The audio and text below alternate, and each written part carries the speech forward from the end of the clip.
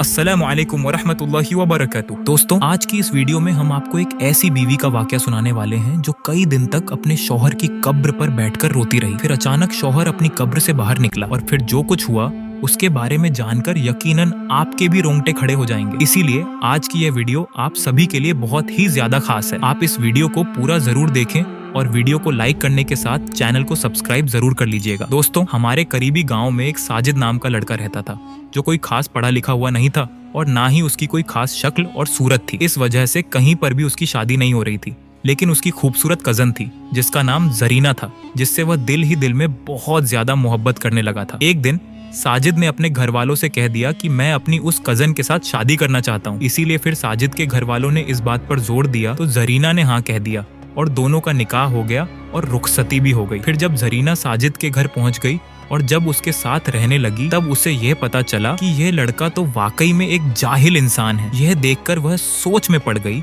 कि उसकी ना शक्ल सूरत थी और ना ही उसमें कोई अक्ल थी। मेरी सारी जिंदगी इस जाहिल इंसान के साथ में कैसे गुजरेगी। बस यही बातें सोचकर जरीना ने अपने दिल ही दिल में साजिद को नापसंद करना शुरू कर दिया था, लेकिन वह खामोश रही। दोस्तों, शादी के 3-4 दिन के बाद आमतौर पर दुल्हन अपने माँ बाप के घर चली जाती है। वैसे ही यह लड़की भी अपने घर चली गई, ये सोचकर कि मैं कभी भी इस घर में वापस नहीं आऊंगी। लेकिन उसे अपने माँ बाप के साथ इस बारे में बात करने की हिम्मत नहीं हो रही थी। इसीलिए क्योंकि एक तो उनका करीबी रिश्ता था और दूसरा उसने खुद शादी के लिए हाँ की थी। तीसरे दिन साजिद अपनी बीवी को लाने ससुराल पहुंच गया और अपनी बीवी को साथ लेकर वह चल पड़ा। अब उन्हें एक गांव से दूसरे गांव में जाना था। रास्ते में बीवी ने शौहर से कहा कि मुझे बहुत जोर की प्यास लगी है। तो करीबी ही एक कुआं था। शौहर उसके पास गया और अपनी गठरी एक तरफ रख दी और फिर डोल के जरिए पानी बाहर निकालने लगा। यह देखकर शैतान ने बीवी के दिल में ऐसी बात डाली कि उसने जाकर पीछे से अपने शौहर को धक्का दे दिया, जिससे उसका शौहर कुएं में जा गिरा। बीवी ने अपने दिल में सोचा कि यह तो यहाँ पर मर जाएगा और मेरा हमेशा हमेशा के लिए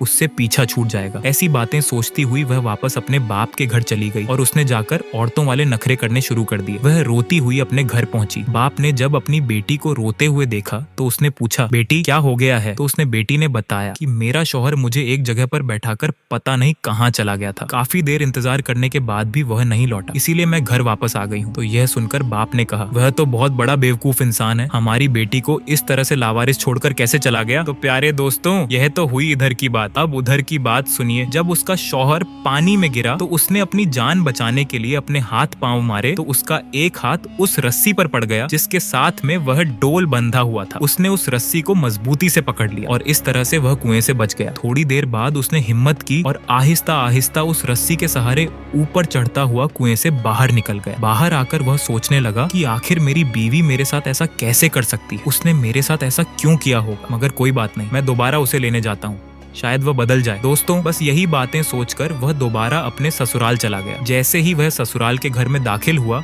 तो लड़की के माँ बाप ने उसे बहुत खरी खोटी सुनाई। कहने लगे, तू ऐसा बेकल इंसान है कि हमारी बेटी को अकेला छोड़कर वहाँ से चला गया। तू तो बड़ा ही बेवकूफ और लापरवाह इंसान है। हमारी बेटी को अगर कुछ हो जाता तो। इस तरह से उसने जो कुछ कहा उसने खामोशी से सुना। फिर आखिर में सिर्फ इतना ही कहा, मुझसे बहुत बड़ी गलती हो गई है, अब आगे ऐसा नहीं होगा, आप अपनी लड़की को मेरे साथ भेज दें। जब लड़की के माँ बाप ने देखा कि इस बात पर वह बहुत ज्यादा शर्मिंदा हो रहा है तो फिर उन्होंने अपनी बेटी से कहा, कोई बात नहीं बेटी, अब तुम उसके साथ चली जाओ, अब ये ऐसा नहीं करेगा। अब उसकी बीवी फिर से उसके साथ तो चल पड़ी, लेकिन उसके दिल में एक बात बार बार आ रही थी और वह सोचने लगी कि अगर ये अनपढ़ है, बेअकल है, उसकी शक्ल सूरत अच्छी नहीं है, पर उसने मेरे माँ बाप के सामने मेरे ऐब को छुपाया, उसका दिल बहुत बड़ा है। अगर आज ये मेरे माँ बाप के सामने मेरी हरकतें खोल देता तो मैं अपने माँ बाप को मुंह दिखाने के काबिल नहीं रहती। बस इस बात से बीवी के दिल में ऐसी मोहब्बत पैदा हुई कि वह अपने किए पर बहुत ही ज्यादा शर्मिंदा हुई। उसने सच्चे दिल से अपने शौहर को अपनाया। शौहर ने देखा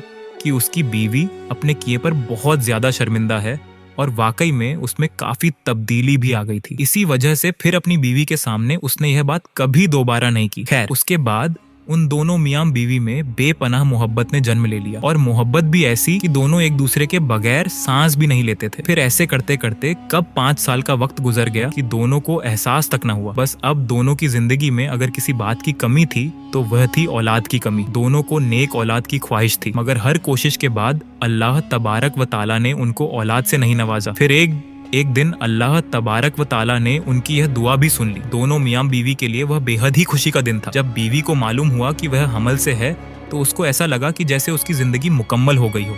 लेकिन दोस्तों अल्लाह तबारक व ताला को शायद कुछ और ही मंजूर था। 6 महीने के बाद एक हादसे में अचानक साजिद का इंतकाल हो गया। शौहर की अचानक मौत से बीवी को गहरा सदमा लगा और उसका रो रो कर बुरा हाल हो गया। उसकी तो पूरी जिंदगी ही उजड़ चुकी थी। उसको ऐसा लगने लगा था कि जैसे वह अब जी नहीं पाएगी, लेकिन उसके जीने की आस उसकी कोख में पलने वाला वह बच्चा था। अब उसको अपने उस बच्चे के लिए जीना ही था, क्योंकि बीवी अपने शौहर की आखिरी निशानी को न सिर्फ दुनिया में लाना चाहती थी बल्कि उसे परवान भी चढ़ाना चाहती थी। शौहर को फिर कब्रिस्तान में दफना दिया गया। यह बीवी रोजाना अपने शौहर की कब्र पर जाती और वहाँ कुरान पाक की तिलावत करती थी। अब हर रोज कुरान पाक की तिलावत करना और रोना उसका मामूल बन गया था। कोई भी दिन ऐसा नहीं होता जब वह अपने शौहर की कब्र पर न जाती थी। और इस तरह करते करते पूरे 9 महीने का वक्त बीत गया। तो अब वह वक्त भी आ चुका था जब उसका बच्चा कभी भी इस दुनिया में आ सकता। एक दिन ऐसा हुआ कि बीवी अपने शौहर की कब्र पर बैठी रो रही थी, तो तभी अचानक से उसे शदीद दर्द होना शुरू हो गया। दर्द इस कदर तेज होने लगा कि वह वहीं पर अपने शौहर की कब्र के पास गिर गई और मदद के लिए पुकारने लगी। मगर कब्रिस्तान में दूर दूर तक कोई भी दिखाई नहीं दे रहा था जो उसकी मदद के लिए वहां पर आता। दर्द से उसे ऐसा लग रहा था कि जैसे उसका आखिरी वक्त आ चुका है। उसने अल्लाह तबारक व ताला से मदद के लिए दुआ की, या अल्लाह, मैं अपने शौहर की आखिरी निशानी को इस दुनिया में लाना चाहती हूँ।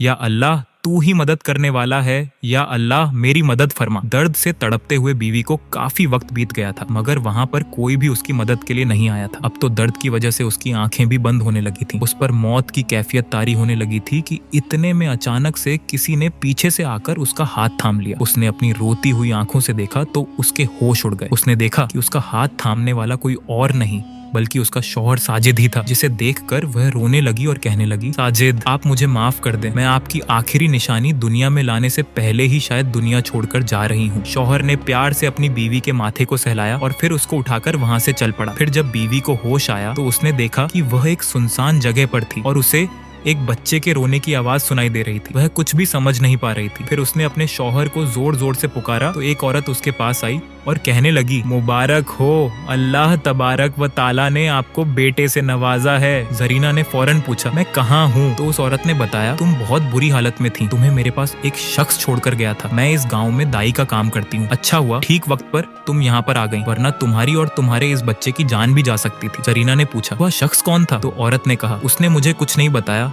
बल्कि उसने अपना चेहरा एक चादर से छुपा रखा था और तुम्हें मेरे हवाले करके पता नहीं वह शख्स कहाँ चला गया। प्यारे दोस्तों, वह अजनबी शख्स कौन था? उसका शौहर था या फिर कोई और? जरीना आज तक इस बात को समझ नहीं पाई, लेकिन हाँ, जो भी था वह अल्लाह की तरफ से गैबी मदद थी। उसने अपने बेटे को देखा और फिर सीने से लगाकर फूट फूट कर रोने लगी और अल्लाह का शुक्र अदा करने लगी। आज सालों बीत गए, लेकिन जरीना ने अपने शौहर की कब्र पर जाना आज तक नहीं छोड़ा। जरीना आज तक अपने शौहर को नहीं भूल पाई। वह खुश है कि उसके शौहर की आखिरी निशानी यानी कि उसका बेटा उसके साथ में है। तो दोस्तों, इस वीडियो के बारे में आपकी क्या राय है? कमेंट बॉक्स में अपनी राय का इजहार जरूर कीजिएगा। तो चलिए दोस्तों, और एक बहुत ही खूबसूरत और बेहतरीन वाकया सुनाते हैं। दोस्तों, भारत में एक पुलिस वाली औरत के साथ कुरान ए मजीद का एक ऐसा मौजिजा हुआ जिसने तमाम लोगों के रोंगटे खड़े कर दिए। अल्लाह तबारक व ताला ने उस औरत के साथ ऐसा क्या किया कि वहाँ मौजूद तमाम लोगों की आंखें फटी की फटी रह गईं और वे सोचने लगे, ये कैसे मुमकिन है? ये कैसे हो सकता है? दोस्तों, वीडियो शुरू करने से पहले मेरी आपसे एक छोटी सी गुजारिश है। अगर आप हमारे चैनल पर नए हैं तो इस वीडियो को लाइक करें और हमारे चैनल को सब्सक्राइब जरूर कर लें। तो चलिए शुरू करते हैं आज की वीडियो। दोस्तों, एक पुलिस वाली औरत मुसलमानों से बेहद नफरत करती थी। वह मुसलमानों को देखना भी गवारा नहीं करती थी। अगर किसी वजह से किसी मुसलमान को गिरफ्तार करना पड़ता तो वह वापस आकर अपने गिरफ्तार करने वाले हाथों को कई बार धोती थी। वह मुसलमानों को अछूत समझती थी। उसके वालिदैन ने उसे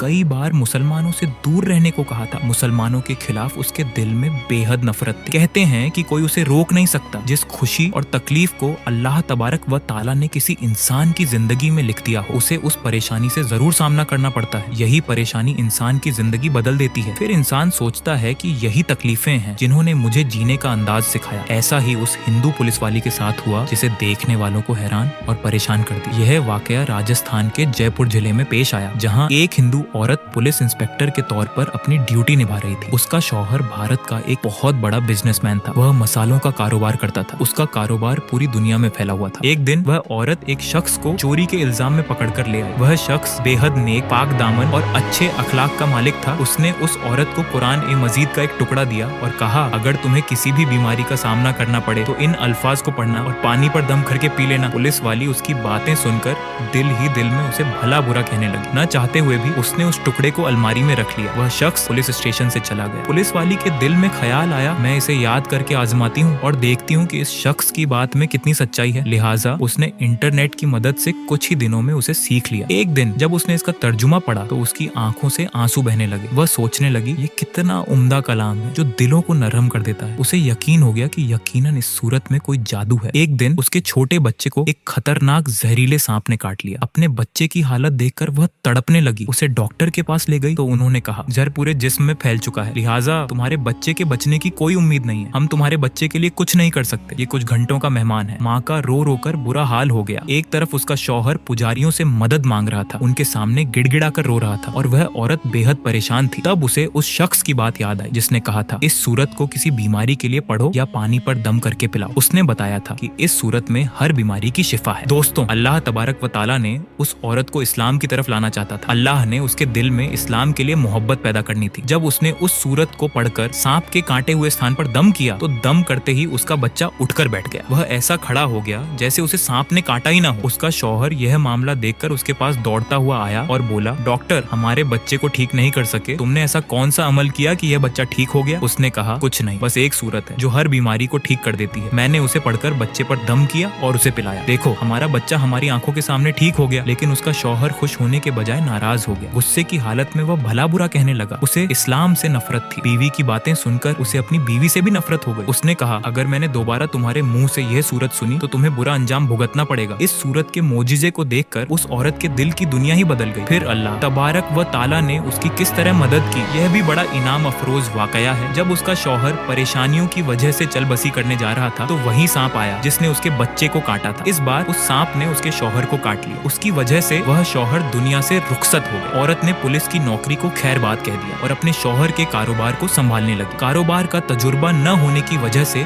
1 साल के अंदर उसका सारा कारोबार तबाह हो गया। उसकी फैक्ट्री और घर नीलाम हो गए। नौबत फाकों तक पहुंच गई। वह बेहद परेशान रहने लगी। उसने अपने दिल में सोचा, मैं सूरत फातिहा की तिलावत करती हूँ, हो सकता है मेरी तमाम परेशानियां खत्म हो जाएं और मेरे माल में बरकत हो। अब उसने दिन रात सूरत फातिहा की तिलावत शुरू कर दी। उठते बैठते वह सूरत की तिलावत करती। उसे इस सूरत पर यकीन था कि उसके घर के हालात बदल जाएंगे। दोस्तों, जब कोई बांदा अल्लाह तबारक व ताला से उम्मीद लगाता है तो अल्लाह अपने बांदे की दुआओं को रद्द नहीं करता। अल्लाह अपने बांदों को मायूस नहीं करता। वह अपने खजानों के मुंह खोल देता है। 7 दिन के अंदर उसे खुशखबरी मिल गई कि उसके कारोबार को संभालने के लिए उसके शौहर का दोस्त आ रहा है जो अमेरिका में उसका पार्टनर था। वह उसके पास आकर बोला, तुम फिक्र न करो, वह मेरा भाई जैसा था, मैं तुम्हारी मदद जरूर करूंगा, तुम्हारी तमाम मुश्किलें दूर हो जाएंगी। फिर उस शख्स ने उसका कारोबार संभाला और देखते ही देखते उसके हालात पहले जैसे हो गए। एक दिन वह औरत सूरत ए फातिहा की तिलावत कर रही थी। उसके शौहर का दोस्त बोला, तुम ये मंत्र हर वक्त पढ़ती रहती हो? उसने बताया, ये मंत्र नहीं बल्कि कुरान मजीद की एक सूरत है। फिर उसने बताया कि इस सूरत की वजह से किस तरह उसका बेटा ठीक हुआ। उसके शौहर का दोस्त बोला, जब कुरान मजीद की एक सूरत में इतनी बरकत है तो पूरे कुरान मजीद में कितनी हिदायत होगी। औरत ने और सीखा और मुसलमान हो गई। फिर उस शख्स ने कुरान मजीद पर रिसर्च शुरू की। उसने बहुत तहकीक की। चुनांचे कुछ महीनों बाद वह भी मुसलमान हो गया। फिर दोनों ने शादी कर ली और हंसी खुशी जिंदगी बसर करने लगे। दोस्तों, कुरान मजीद की वह सूरत जो वह औरत पढ़ती थी उसका नाम सूरत ए फातिहा। इस सूरत की बड़ी फजीलत है जिसकी वजह से उसकी जिंदगी बदल गई। दोस्तों, सूरत ए फातिहा की बेशुमार फजीलत। अबू बकर ने कुरान से अल्लाह के रसूल सल्लल्लाहु अलैहि वसल्लम से फरमाया, क्या आप इसे पसंद करेंगे कि मैं आपको एक ऐसी सूरत सिखाऊं जो न तौरात, न इंजील, न जबूर में नाजिल हुई? अबू बकर ने कहा, जी अल्लाह के रसूल, हमें सिखाइए। आप सल्लल्लाहु अलैहि वसल्लम ने फरमाया, तुम नमाज में कैसे किरात करते हो? अबू बकर ने कहा, सूरत ए फातिहा की तिलावत करता हूँ। आप सल्लल्लाहु अलैहि वसल्लम ने फरमाया, यही कुरान पाक की अजीम सूरत है। हजरत मोहम्मद सल्लल्लाहु अलैहि वसल्लम ने फरमाया, अल्लाह तबारक व ताला फरमाता है, सूरत ए फातिहा मेरे और मेरे बांधे के दरमियान 2 हिस्सों में तकसीम की गई है, आधा हिस्सा मेरे लिए और आधा हिस्सा मेरे बांधे के लिए। सूरत ए फातिहा नमाज में पढ़ना शर्त है, इसके बगैर नमाज पूरी नहीं होती। इसका एक नाम सूरत ए शिफा भी है। लिहाजा अगर बिच्छू या सांप ने काट लिया हो तो सूरत ए फातिहा को पूरे यकीन और खुलूस से दिल के साथ पढ़कर उस जगह पर दम किया जाए तो अल्लाह तबारक व ताला फौरन शिफा देता है। इस बात का जिक्र हदीस में भी है।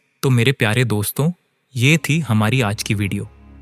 वीडियो पसंद आई हो तो इसे दिल से लाइक करें और अपने दोस्तों अहबाब के साथ शेयर करें। अगर आप चाहते हैं कि हम इसी तरह और वीडियो लाकर आपकी सेवा में पेश करें तो कृपया चैनल को सब्सक्राइब करें। अब मैं आपसे अलविदा लेता हूं और आपको अल्लाह के साथ खुशहाल जिंदगी की दुआ करता हूं।